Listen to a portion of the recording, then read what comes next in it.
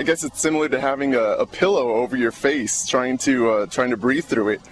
Having to consciously think about grasping for your next breath. That's what it feels like having asthma. When I was in school, everybody knew me. They knew me as the sick kid. You know, all my teachers knew me. My PE teacher said, you know, this is the guy that always brings the excuses to class while he can't, you know, participate in the gym activities. Later on, I just got tired of it. You know, I didn't want to be the bench warmer anymore. I didn't want to be the observer. I was tired of being sheltered. I didn't want to have to take breaks and rest every time I had to run or do any kind of physical activity. So I just decided that's it, you know, it's time for a change, and I'm ready to take any necessary steps to become, you know, a normal, active human being. Asthma affects different people in different ways. There's different triggers that could bring on an asthma attack. For some people it could be, you know, dust. For some people, smoke, foods, bugs. I learned that I was highly allergic to dust mites, and that it was a pretty huge trigger for my asthma. So the doctor recommended that I keep my house basically spotless, and things like, well, obviously furniture and carpets. I've actually keep my carpet shampooed 3-4 times a year. Blinds, dust accumulates anywhere, even in your clothes. But hey, if staying this clean means breathing properly, I have no problem with being a merry maid. Here are some of my breath savers, no pun intended. We've got inhalers, aerosol inhalers. They come in all different types and colors. Something like this I use whenever I'm gonna do some kind of running or sports. It's something that's more of an immediate effect that'll open up the airways. This guy here is more of like a long-term type of inhaler. If I'm experiencing some chronic asthma or something like this, I'll want to start taking this, and you know, it's not going to give me the effects right away, but after a while it's going to start opening up the air passages. What I'll do is take a few puffs of my inhaler before I play basketball.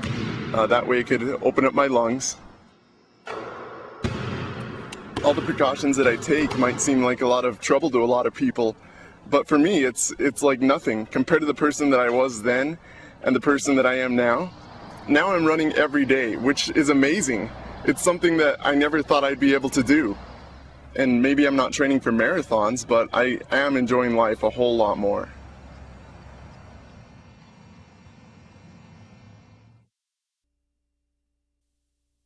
And all these symptoms started popping up. And, you know, I got tired of going from doctor to treat them all individually.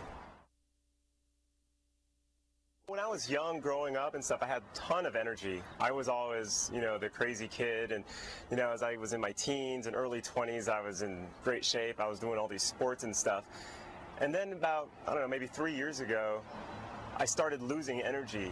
I was being fatigued more, and you know, I started gaining weight, brain block. I mean, a couple times I'd be at work and I'd just be sitting there, and all of a sudden, like, everything would go blank and I would just have to stop. Sensitivity to cold, my hands and feet were always cold. When these symptoms started happening, you know, it started affecting all these activities that I did. You know, I remember I was lifting weights once, and I'm just trying to get, you know, the energy to finish up my weightlifting routine. And, you know, it seems like right in the middle I would just get fatigued, and I wouldn't have that extra oomph, you know, to push those weights through and get it all done.